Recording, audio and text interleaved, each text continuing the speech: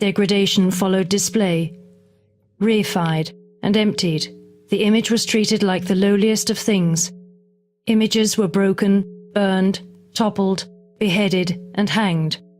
They were spat, pissed, and shat on, tossed into toilets, sewers, fountains, canals, rubble heaps, garbage dumps, pigsties, and charnel houses, and lewdly handled in brothels and inns.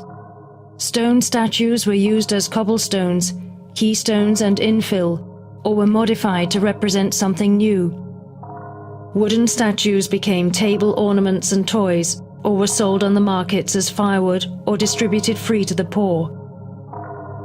A statue of the Virgin was turned into a personification of justice simply by removing the Christ child and replacing him with scales.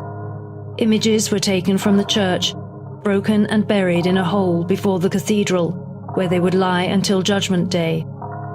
It takes two to make a thing go right. With famous books, the first time is already the second, since we approach them already knowing them. The cautious common saying of rereading the classics turns out to be an innocent veracity. We are always somehow rereading a classic because we have encountered some previous incarnation of it, a refraction in other stories, texts, or versions. What are the many versions, if not diverse perspectives of a movable event, if not a long experimental assortment of omissions and emphases? Just about everything has been photoshopped. Precisely, it is about what 5 people think this reality consists of. How an incident happens may reflect nothing about the incident itself, but it must reflect something about the person involved in the happening and supplying the how. 5 people interpret an action, and each interpretation is different because, in the telling and in the retelling, the people reveal not the action but themselves.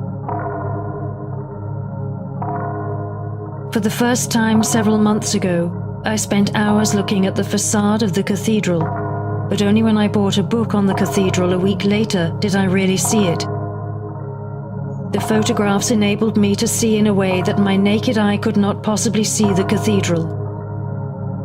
If no one drawing should singly answer the personal taste, there will yet be found a variety of hints sufficient to construct a new one. I am confident I can convince all who will honor me with their commands that every design can be improved, both as to beauty and enrichment in the execution of it. Every writer creates his precursors.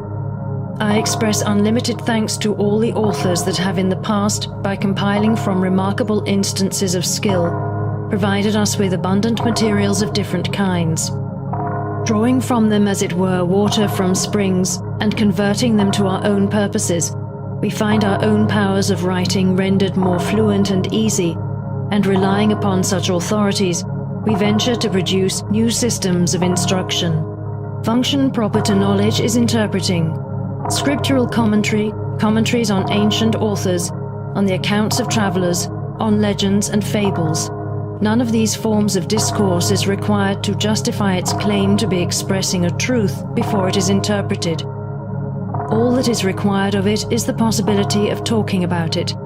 There is more work in interpreting interpretations than in interpreting things, and more books about books than any other subject.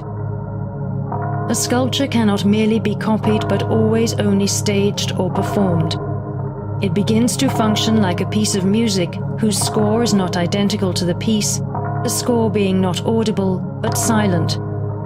For the music to resound, it has to be performed. The more images, mediations, intermediaries, icons are multiplied and overtly fabricated, explicitly and publicly constructed, the more respect I have for their capacities to welcome, to gather, to recollect meaning and sanctity.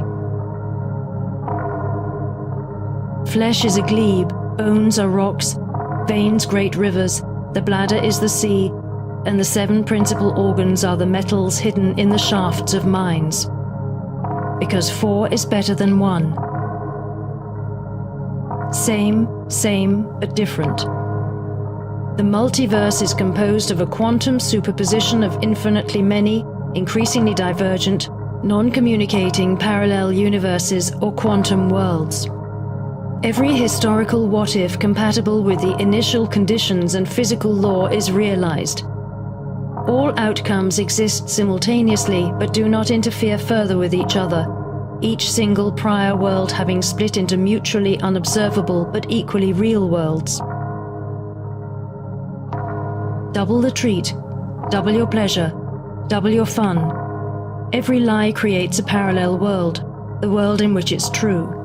It is a frequent habit, when I discover several resemblances between two things, to attribute to both equally, even on points in which they are in reality different, that which I have recognized to be true of only one of them. Combined with this is another perversity, an innate preference for the represented subject over the real one. The defect to the real one is so apt to be a lack of representation. I like things that appear, then one is sure. Whether they are or not is a subordinate and almost always a profitless question.